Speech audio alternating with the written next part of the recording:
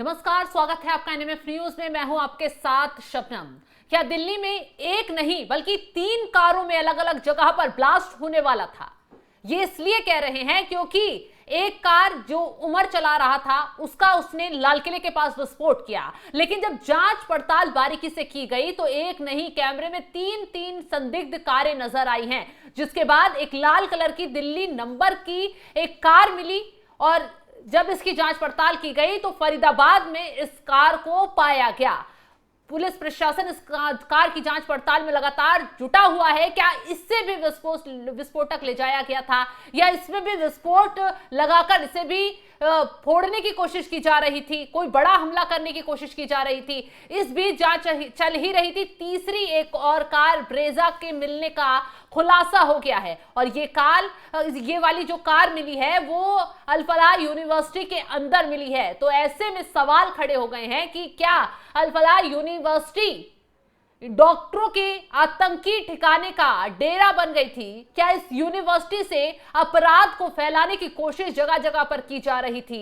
वैसे में जो 3 कार बरामद हो गई हैं, सवाल लगातार खड़े हो रहे हैं। जांच एजेंसियां हैरान हैं, परेशान हैं कि आखिर कितनी कारों को शामिल किया गया, कितने लोग इस नेटवर्क में शामिल थे, और कहा जा रहा है कि बड़ी संख्या में अब इस नेटवर्क में लोग गिरफ्तार भी हो सकते हैं। तो इसी पर चर्चा करेंगे। चर्चा के लिए मेरे साथ वरिष्ठ पत्रकार अमीन अहमद जी मौजूद हैं। सर, जिस तरीके से पहले एक कार के फटने पर तमाम जांच आगे बढ़ती है कि उमर उस कार को चला रहा था, मस्जिद में रुका, पार्किंग में रुका और उसने लाल किले के बाहर आकर उस कार को विस्फोट कर दिया, लेकिन जब जांच पड़ताल की गई तो कैमरे में 2 और संदिग्ध कारें पाई गई। हालांकि जांच हुई तो एक फरीदाबाद से मिलती है और दूसरी कार यूनिवर्सिटी के अंदर से मिलती है। इतना बड़ा खेल यूनिवर्सिटी के अंदर से चल रहा था, क्या किसी को भनक नहीं लगी?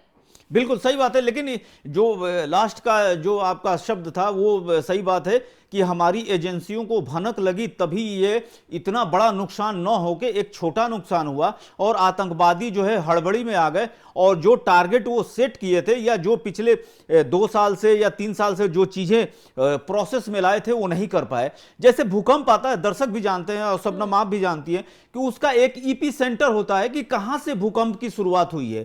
तो 2 चीजें ये एकदम क्लियर हो गई है एनआईए की जांच में या दिल्ली पुलिस की जांच में, या जो अभी तक जो परतें खुली है उसमें यह है कि जम्मू कश्मीर और फलाह यूनिवर्सिटी जो है इसके 2 ईपी सेंटर है, क्योंकि जम्मू कश्मीर से ही सारे कनेक्ट किए गए हैं और किसी और बाहरी इलाके से कोई नहीं मतलब कि पकड़ा गया। पकड़े तो गए हैं लेकिन सबका कनेक्शन जम्मू कश्मीर से है और किसी स्टेट से उसका कोई जो है ताल्लुकात नहीं है।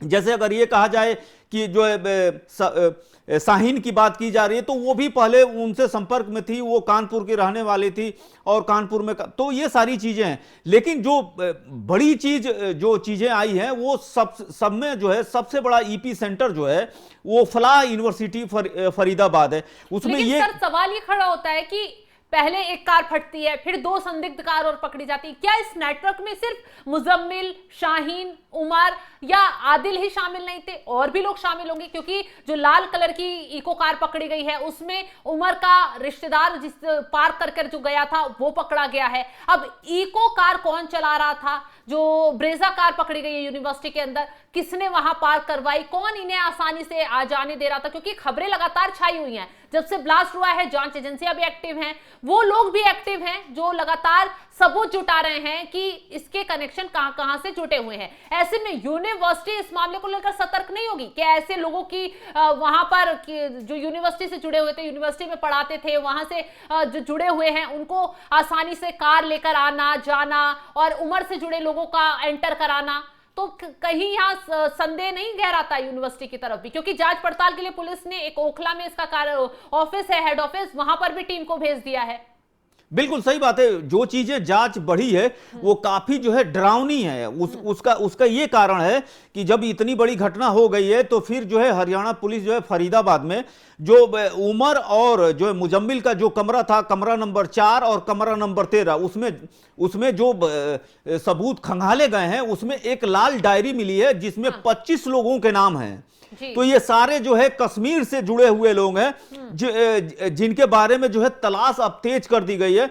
यही कारण है कि मैं जो बात बार बार कह रहा हूं कि इसका ईपी सेंटर जो है, इस दिल्ली ब्लास्ट मॉड्यूल का जो ईपी सेंटर है वो फलाह यूनिवर्सिटी है। उस डायरी में कोड वर्ड है और कोड वर्ड के जरिए जो है सारी चीजें कही गई है। उसमें 8 नवंबर को और 12 नवंबर के बीच में जो है तारीखों का जिक्र था। इसका मतलब ये हो रहा है कि ये जो है उसी दिन जो है ये ब्लास्ट किया जाएगा। इसके बाद से जम्मू कश्मीर से जितने भी लोग हैं ये सब जो है जम्मू कश्मीर के से जुड़े हुए लोग हैं। और जो बातें कही जा रही है कि 300 फलाह विश्वविद्यालय के 300 मीटर के अंदर में जो है उसका जो घर था जिससे भारी विस्फोटक मिला है, तो ये काफी चीजें जो है कनेक्ट कर रही हैं। एक और भी चीज जो कनेक्ट कर रही है, शायद दर्शक भी जानते हैं और शबनम आप भी जानती है, और हम लोग इस बात को लेके स्टूडियो में 1-2 बार बात भी किए हैं कि जब से ऑपरेशन सिंदूर हुआ है उसके बाद से जो है मसूद अजहर, जमात-उद-दावा या जो भी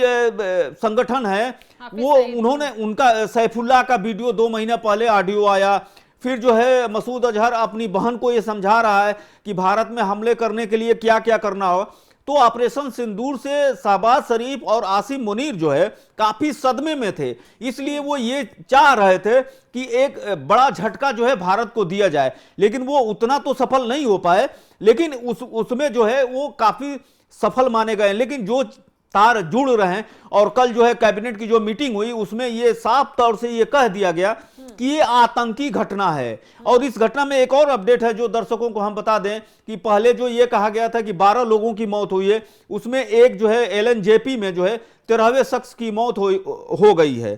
तो इस कुल हिसाब से ये कहा जा रहा है कि अब तक 13 लोगों की मौत हुई है और 20 से 25 लोग अभी भी घायल जिनका इलाज चल रहा है। और इसमें बड़ा अपडेट यह है कि सेना को जो है फ्री हैंड दे दिया गया है, जांच पड़ताल हर जगह हो रही है। जबकि इसका पूरा केंद्र जो है, जैसे कहा जाता है कि इसमें लोकल स्तर के लोग जोड़े जाते हैं, लेकिन इसमें जो अभी तक जो सामने चीजें आई हैं उसमें ये पूरी तरह से कंफर्म हो गया है कि सभी कश्मीर से थे, सभी कश्मीरी थे। जो 25 लोगों में से लोगों को खोजा जा रहा है, जैसे आपने कहा कि ब्रेजा कार की तलाश हो रही, तो धीरे धीरे अब सारी परतें जो है दिन रात जो है सुरक्षा एजेंसियों के घेरे में है और तलाश जारी है। और ये पूरी तरह से ये कंफर्म हो गया है कि कश्मीर और फलाह विश्वविद्यालय दो ही एक बड़े जो है उसके जो है ईपी सेंटर थे, 2 ही केंद्र थे और उसके 2 बड़े मास्टरमाइंड थे, वो था उमर और मुजम्मिल। इन्हीं दोनों के क्या